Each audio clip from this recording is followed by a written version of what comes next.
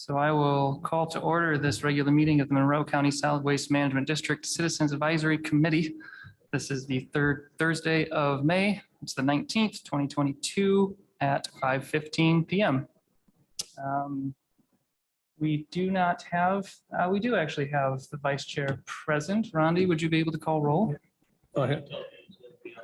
I'm sorry. Eric, can you make Rondi a co-host, please?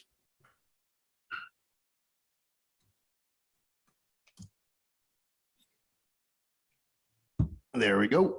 And again, if you could talk right into the microphone so it really speaks out in the room. Okay, sure. Can everybody hear me? Joseph Winia, Here. Rondi Cox, here. John Arnold. Ryan Conway, Present. Ryan Edwards. Mason Greenberg. Lily Kleinlein.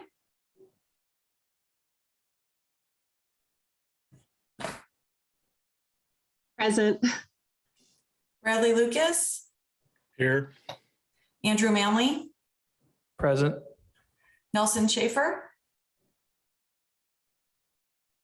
Paul White. Here. Morning Wilder.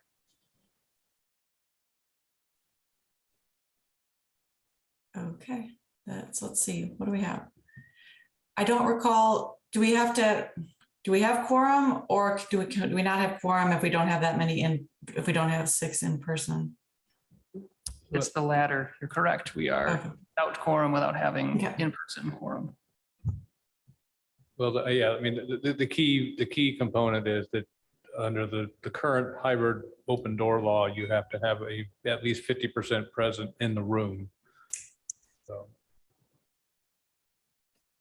Which we do not have, but we will proceed with the meeting anyway and forego the items for which we need a vote. So that said, I will share, if Tom, you wouldn't mind enabling screen sharing for me. Eric, I'm sorry. Can He should be able to share. Joe the screen. Winnie as a co-host, please? I think he should have the ability to share the screen. Hold on. It's currently providing a host disabled participant screen sharing message. Oh, now it's up. Thank I you. don't know why it's not letting me do that. Okay. So this is the proposed agenda, which was distributed by email and uploaded to Dropbox on Monday, the 16th. But in an exchange with Tom following the distribution of this agenda, there is a time constraint which required a reordering of the agenda items. And I also discovered that I had missed a carryover item from last week's meeting. So in lieu of proposing this agenda, I would like to propose instead the alternate, which is shown on the screen share. And it has the tire recycling agenda item, which was under new business, now following the approval of meeting minutes. And then it also adds the new staff position, item number 2, to agenda item number 6, the unfinished business and general orders. So with that described, is there any objection to adopting the adjusted proposed agenda as shown in the screen share?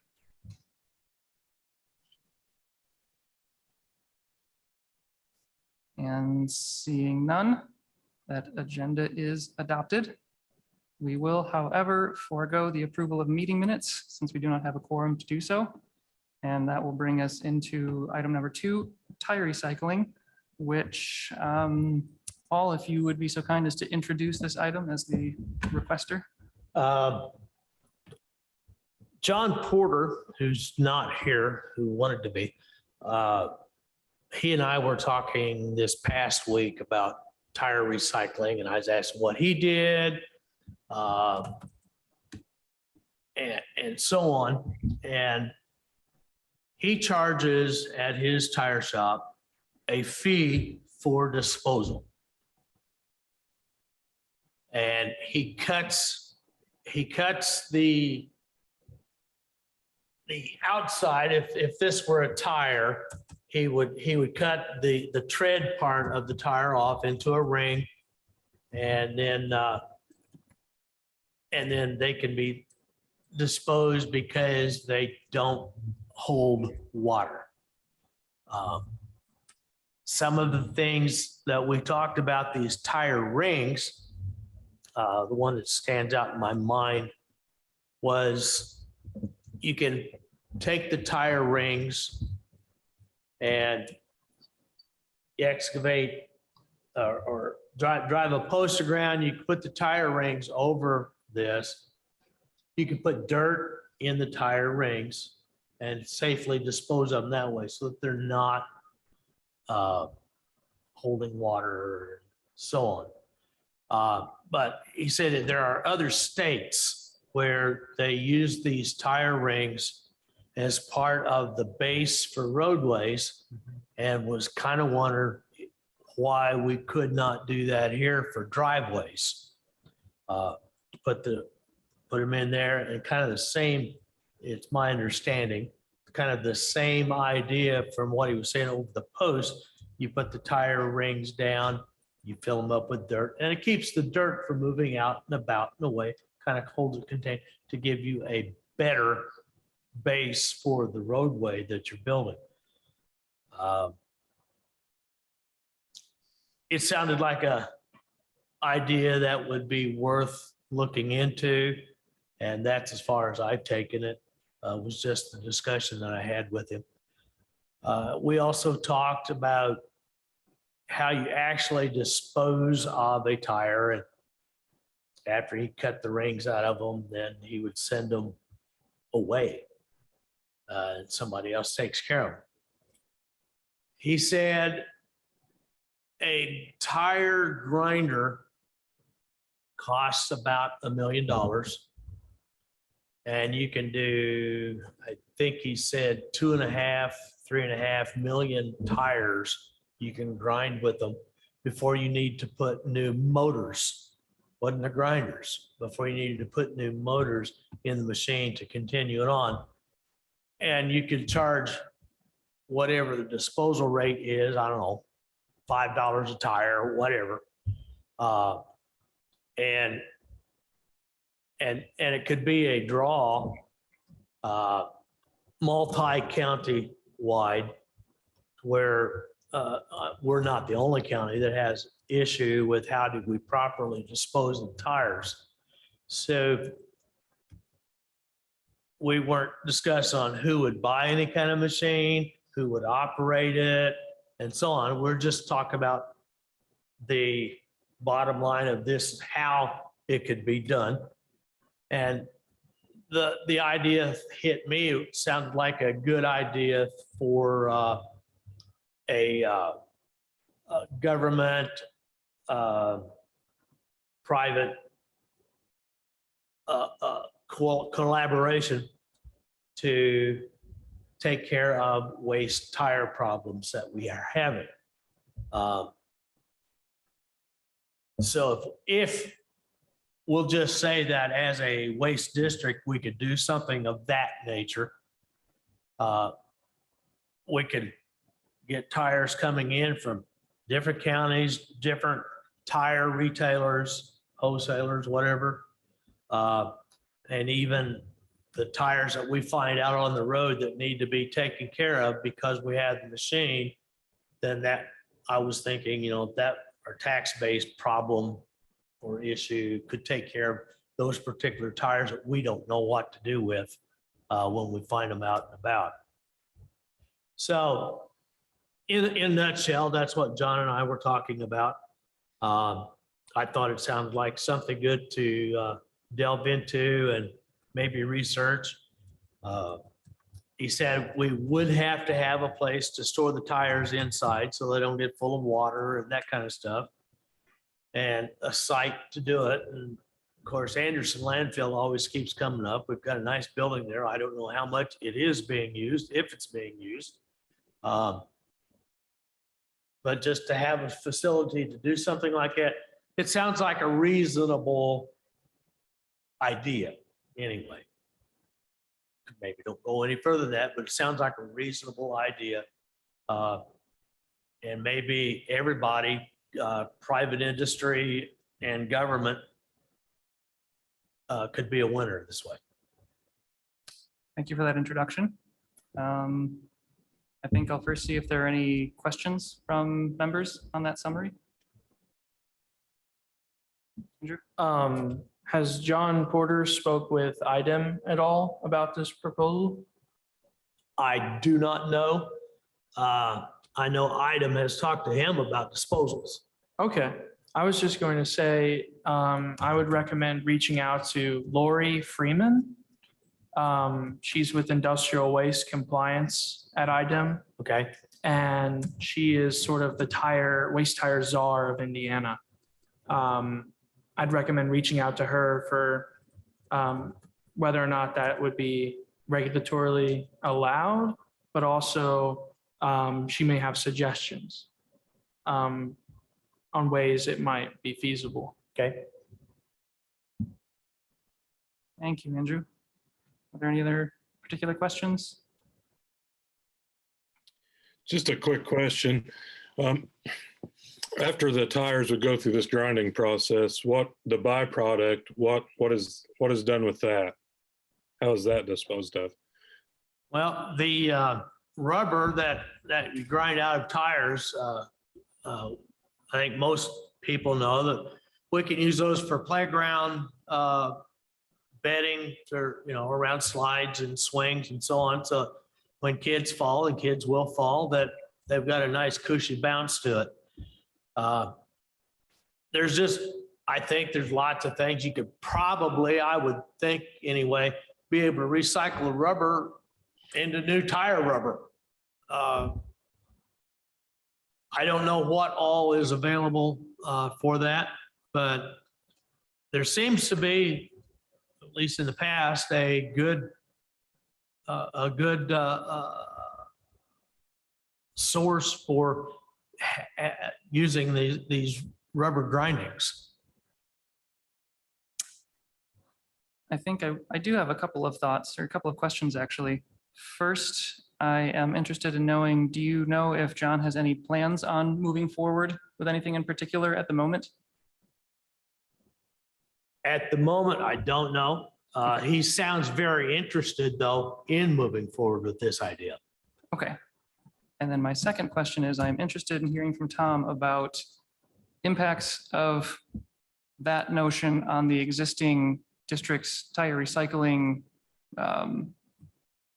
motion or movement, which so far has already released a request for information earlier in the year and had no feedbacks, and was rolling forward on being able to collect tires for distribution to recycling facilities rather than managing the recycling process, which I think is already a good role for the district to play, and would like to get Tom's input on, I guess, the next step or the impacts of this discussion, if you have any in mind. Well, I mean, in light of this showing up on the agenda, that did initiate some discussions with our legal counsel. And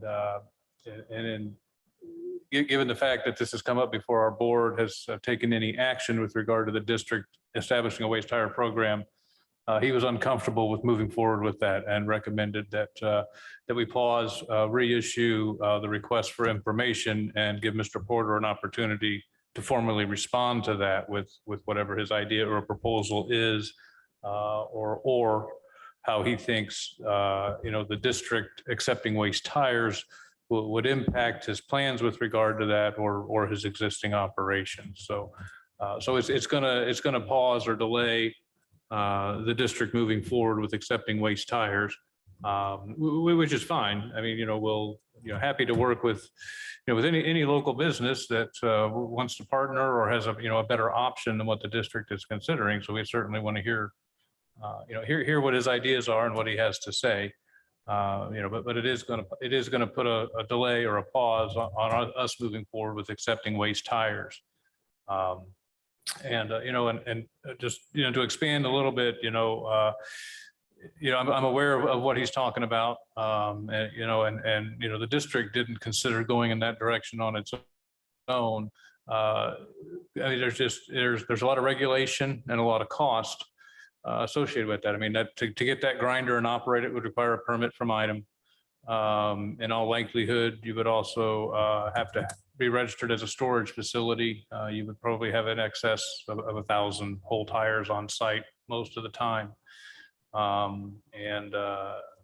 So that's, the district didn't consider, moving forward with actually processing, or moving forward with looking at processing waste tires, primarily for those reasons, the cost and the regulation. Then since you mentioned the landfill and the building that is out there, I will, and I apologize if maybe I take for granted that people understand and interpret what we're talking about. But that building has previously been discussed with the board. Unfortunately, we had a small fire at that building a year or so ago, and result of birds nesting inside the walls, and having some repair work done, and welding spark fell down in the wall, and poof.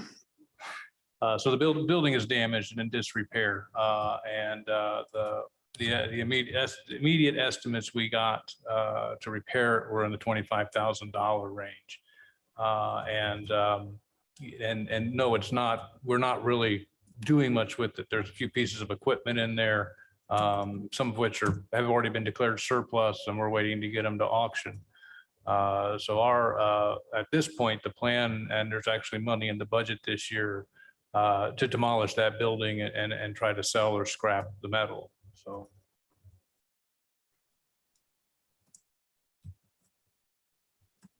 Thank you for that update, Tom. I can't see that item regulation would be any different, whether it was a government operating or private industry, because No. the issues are going to be the same regardless. I would think that if we wanted to pursue this thought process for a while, it might be good even to reach out to other waste management districts, just to tickle the interest, to see what kind of interest and even what kind of participation other than tires that they would be willing to invest in. Well, I mean, we have talked with other districts, and none of the neighboring districts to us accept waste tires on a regular basis. They generally do one or two events, what they'll call amnesty days, and they'll contract with one of the local tire haulers or tire processors that are registered or permitted with the state. They'll bring vehicles down, trucks, and residents can come and they'll bring tires and they get hauled to a permitted processing facility. So none of the ones that I talked to had any interest in moving away from that and collecting tires on any sort of a regular basis.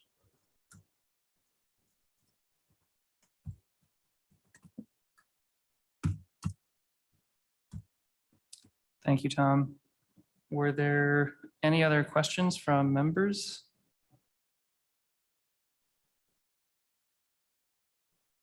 All right. Seeing none, I think that can conclude our discussion of tire recycling for today's meeting. And we can proceed on to reports from the district. If you are so available, Tom. Well, kind of just gave one. Okay, So, yes.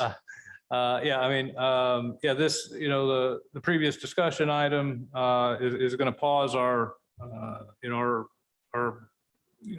was looking at moving forward with establishing a waste tire collection program. We did have that prepared to go to the board at the June board meeting, but I'll have our legal counsel review this discussion via videotape. We'll probably reach out to Mr. Porter, but in all likelihood, we will probably wind up reissuing that request for information, and give Mr. Porter a chance to respond to that. And again, public-private partnerships, we're certainly not opposed to those at all. And if he's got a proposal in place that would be a better, more efficient way to move forward, we certainly want to consider that. So in all likelihood, that's what'll happen, with regard to that. And then on other items, just for general knowledge for everybody, we do have a contractor lined up for those customers of the rural sites. We're going to get those lots, hopefully depending on weather and schedules, but in the next couple of weeks, get all the lots at the rural sites with some fresh gravel laid down, get those raked and graded out, and hopefully give people an easier time as they travel through those sites in their vehicles.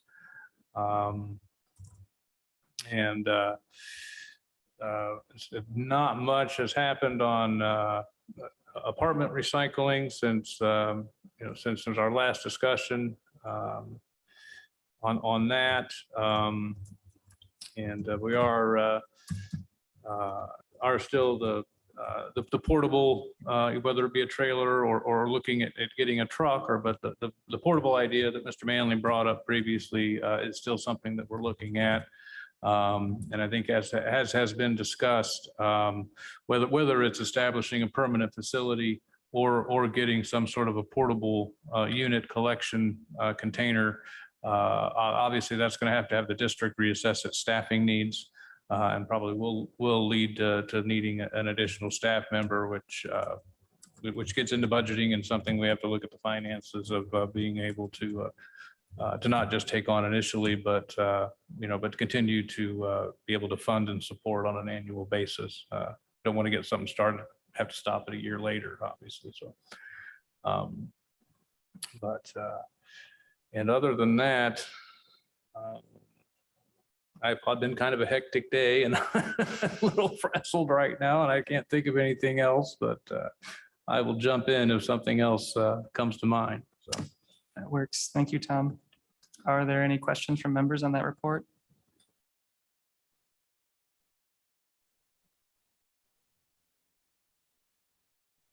All right, seeing none, I will note that I do not have a report from the chair in particular, apart from what would be pertinent to the following agenda item, which is reports from special committees.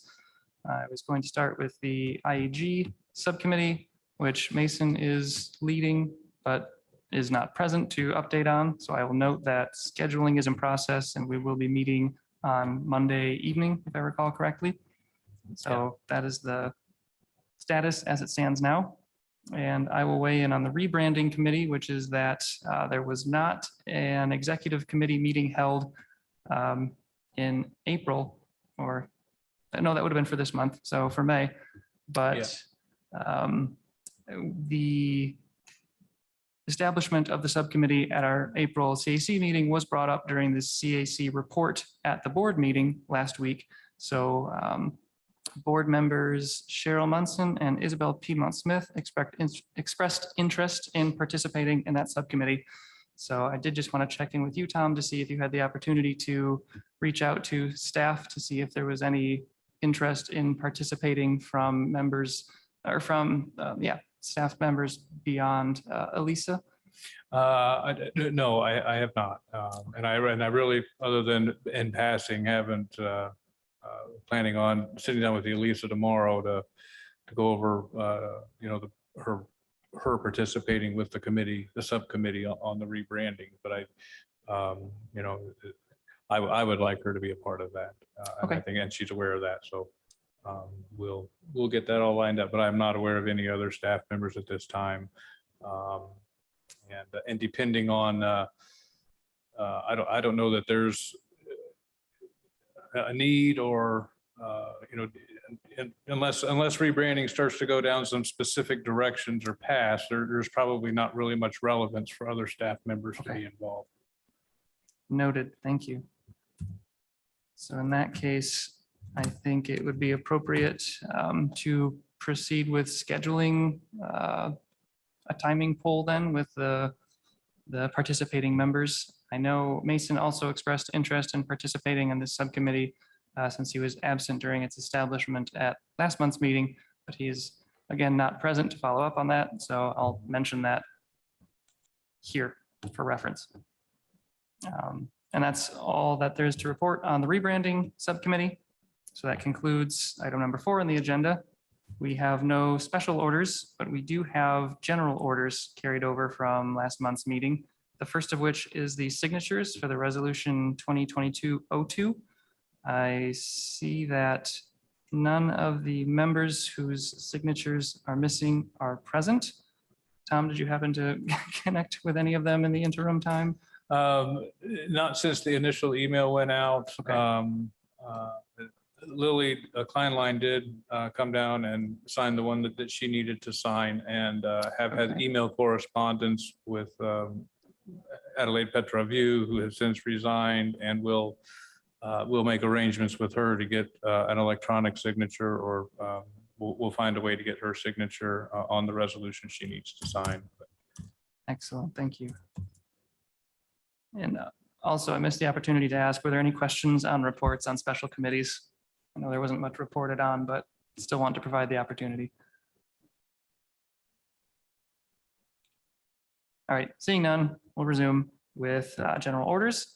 The second of which was the new staff position that was discussed during the joint board CAC meeting in April, and is an opportunity for the CAC to discuss, I believe it was at the very least, a description, like a job description for the activities the CAC would be interested in seeing this role serving.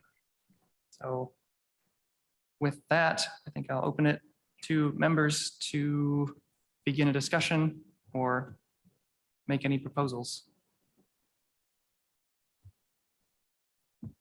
Tom, does the district make their own job requirement descriptions, or do they use the same corporation or company or consultant that makes job descriptions for the county? No, historically, we have done our own. Okay. Thanks, that's all.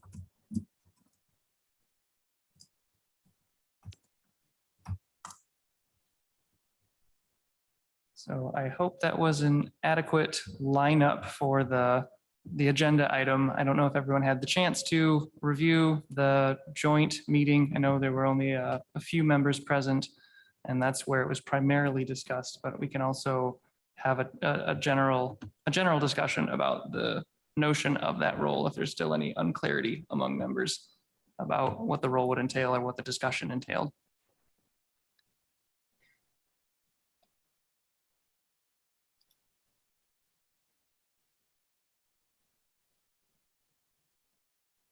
All right, seeing none, I will note that a couple of the items that I think would be important for a staff member in this position to fulfill would be particularly a strong supporting role in the implementation of the 5-year management plan in, I think, whatever capacities the district and the CAC and the board agree are. And that would be decided dynamically by those bodies. Well, obviously by the board, informed by the CAC. And I think also an active waste reduction role would be an important, I know it's an important component of the management plan already, but I think even aside from the management plan could be a good skill set to focus on in terms of being able to, one thing that board member Piedmont Smith mentioned was having the capacity to engage at the administrative and institutional level for reaching some of the bigger generators in the community with a waste reduction message and tools on behalf of the district, which I think would be an equally as important role as fulfilling the 5-year management plan goals and objectives. Again, I know they're specified within, but making sure that that remains a priority in spite of whatever the management plan layout is, to make sure that that's also happening. So those are my two thoughts. I didn't write a description for those to propose to the CAC, but those were the types of considerations that I was thinking and was interested in hearing from other CAC members, if there is a new staff position, exactly what it is we would like for them to do. And that's what I see as the two most important capacities that I think the district could really benefit from having a full-time person focusing on. Yeah, I agree that implementation focus could be a huge part of this. I mean, that does sound like a job in and of itself because we're coordinating across multiple bodies. And this, waste districts are conglomerate governmental bodies anyway as special districts. And so it's already coordinating across institutions.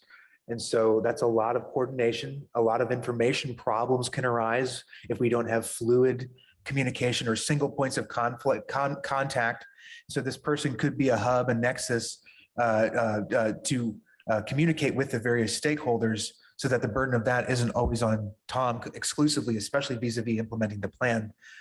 So if we could just have that coordinative function up front, then, I mean, we could probably more rapidly and effectively move through our objectives.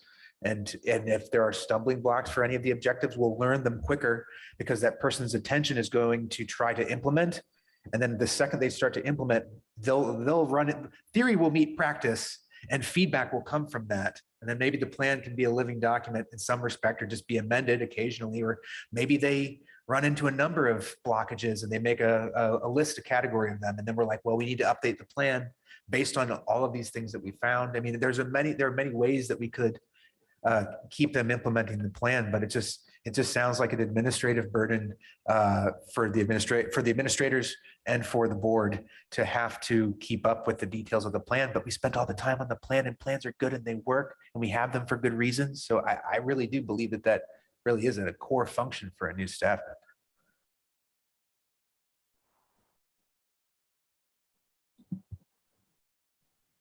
Thank you for that, Ryan. I definitely agree. Are there any other members who have new thoughts or want to weigh in on those thoughts?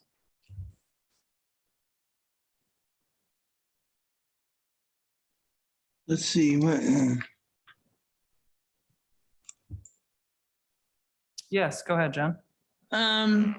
So how soon do they want this person to start? And are we going to be able to have the person work with us on our projects then? It sounds like we are, aren't we?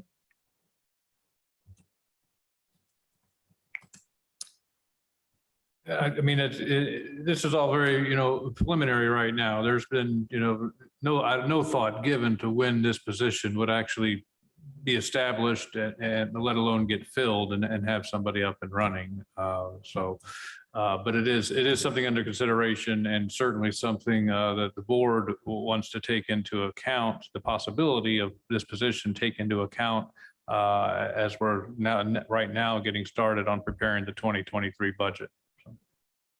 Yeah, because you'll have to put a line in there if you're gonna have the person hired, so. But anyway, it sounds like you're getting well underway with it, so that's good.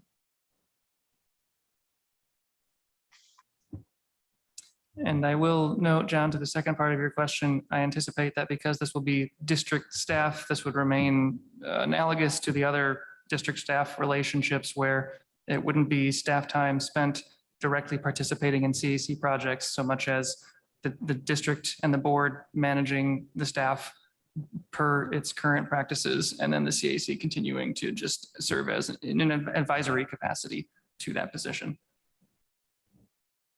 Well, that makes sense.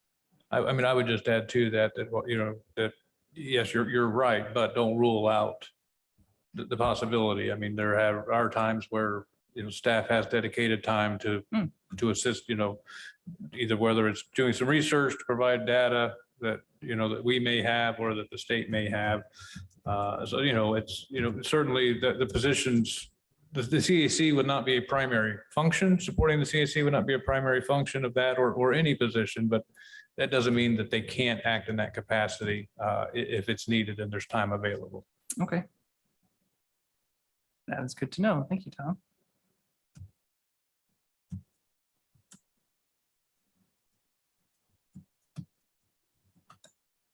All right. Are there any other questions or comments on that item? All right. Seeing none, I think that concludes our new staff position subpoint. Lastly was attendance, another general order from our April meeting.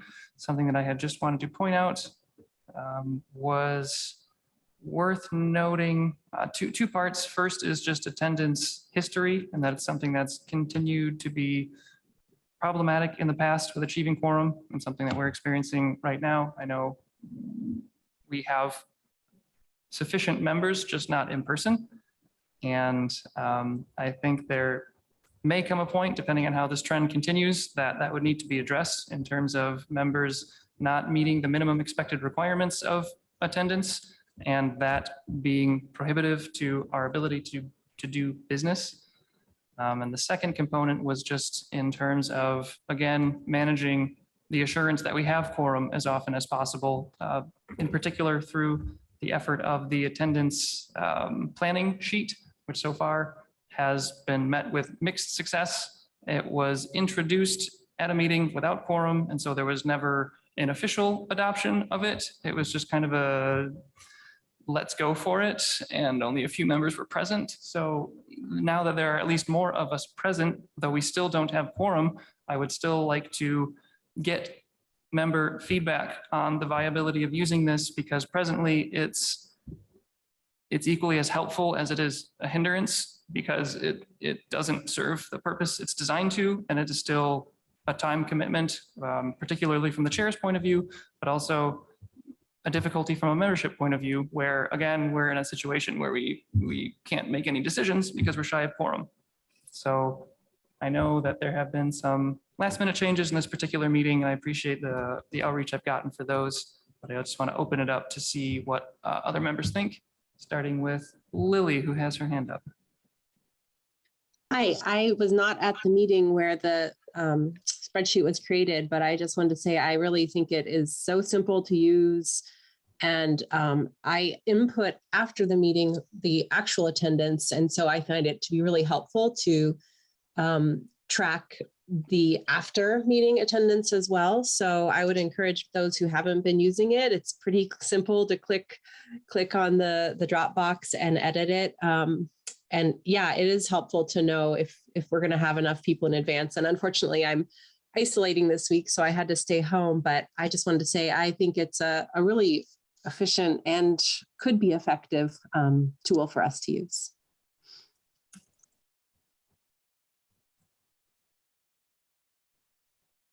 Thank you, Lily. Are there any other members who would like to share their thoughts on the subject? I think it is a good tool, and I was one of the late people to fill it out. So I myself need to just get in the habit of doing it, or I might even start filling out a few months ahead of time, because I know looking at my calendar, so I should just do it. So maybe someone else, maybe there are others who want to follow the same practice, but yeah, I didn't mean to be late filling it out.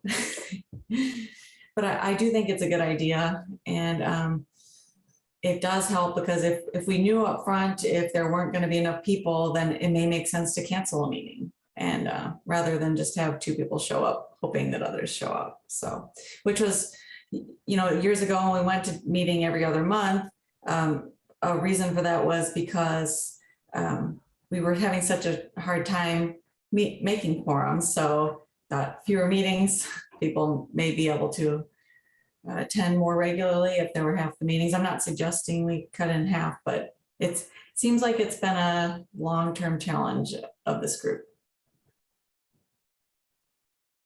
Thank you, Rondi. John, I see you have your hand up. Yeah, what is the current, let's see, how many members do we currently have, and what do we need for a quorum? It'd be more than half, I know, but.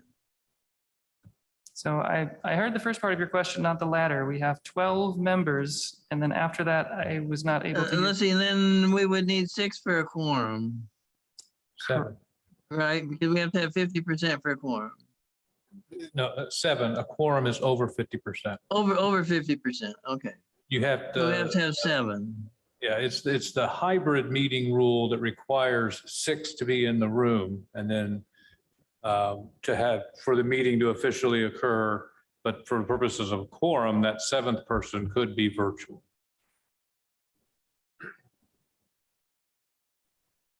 Where did the rule come from for it had to be 6 in here? That's the state statute.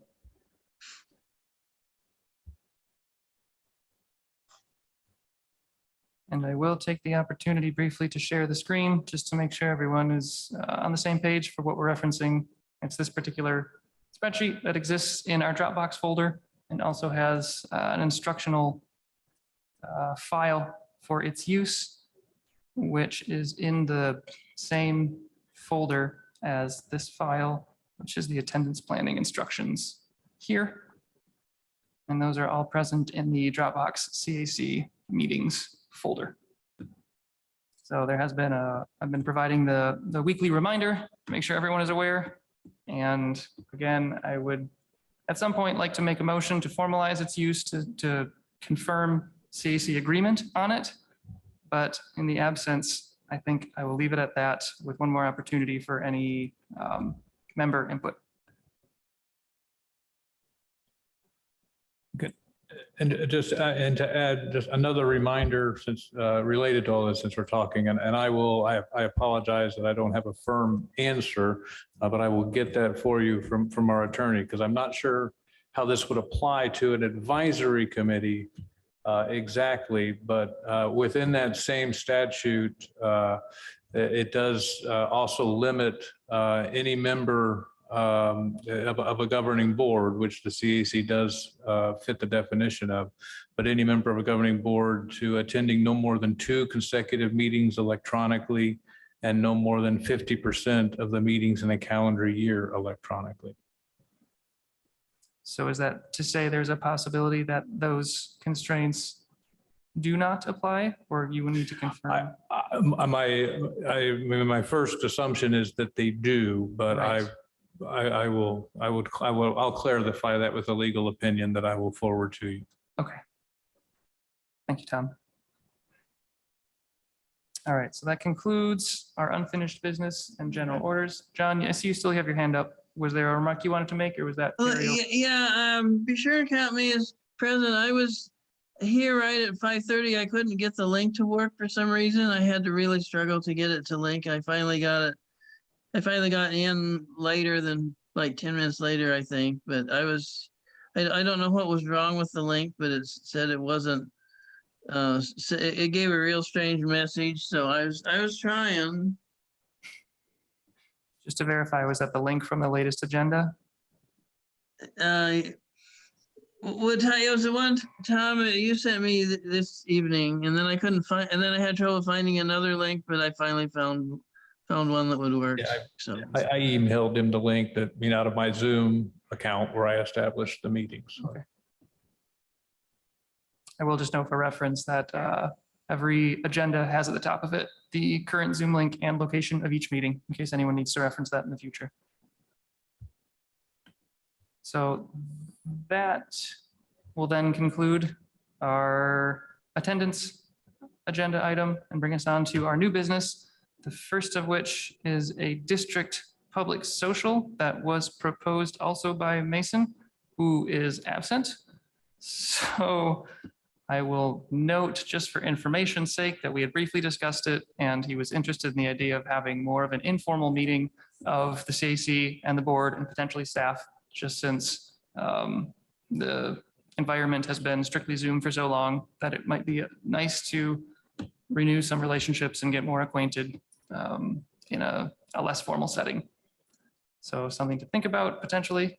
And the second item of new business was similarly proposed by Mason, who is absent. So that one I have less information on and can't speak much to, and we may just have to incorporate it into a future agenda. That concludes everything in the agenda as adopted. Are there any other new business items that any members would like to propose?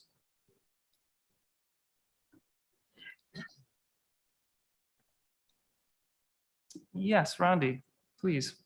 It'd really just be a reminder relating to Adopt a Road, if you don't mind. Shall I go? Or I didn't know if I can just start. Yes, please. Okay, sure. So I had sent the members of the CAC a doodle poll just to enter your ability, well, there are 4 options, 2 different days and 2 sets of times for each day of when we could do the adopt road cleanup that we do. So if you haven't yet entered your availability, please do so. Or if you need me to resend the link, just let me know. I've heard from 3 people so far. So far we have 4 people who can do it on June 11th, but the options are June 4th and June 11th. Either 8 to 11 or 9 to 12 on either day, just whichever works for the most people. So I think I asked that people reply by end of day tomorrow. So sooner the better. Very good. Thank you, Rondi. And thank you for putting that together. No problem. Are there any other members who have any items of business they would like to propose? I'm not a member. Could I did one thing that I did forget to mention during the district update that I did mention at the last board meeting and do also want to mention here. The district is partnering with MC Iris this year on their calorie pair eradication efforts. We are doing an event at the South Walnut facility with them on June the 18th, scheduled from 9 a.m. to noon. They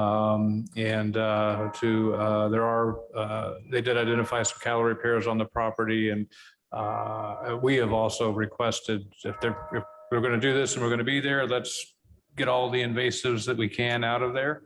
So they are looking for volunteers for that event, and you can go to the MC Iris website to register for that, as well as other eradication events they have scheduled throughout the county. Good to know. Thank you.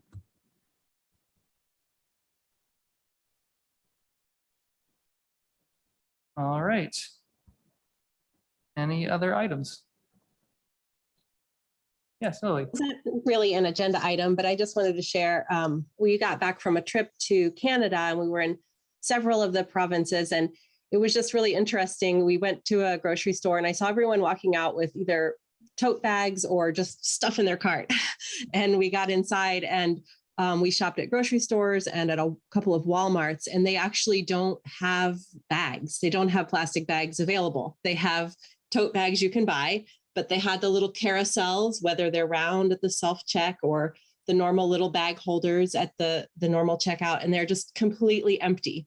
So every checkout lane is just 0 bags. And I know we've tried in Bloomington and we were dashed horribly, but I found that to be really nice. I also noticed that in almost every place we went, they had very clear garbage, recycling, and compost anywhere, public, hotels, out in the streets.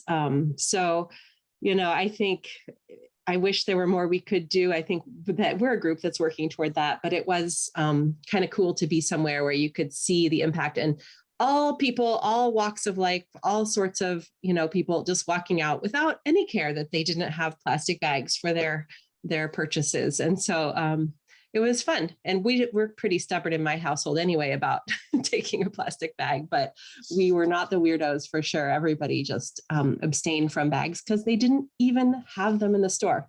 And even in a shop like a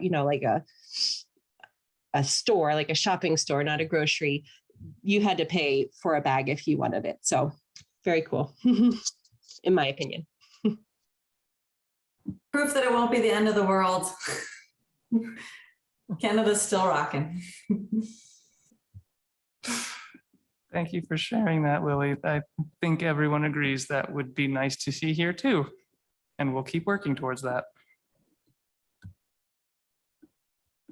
Any other business items or announcements?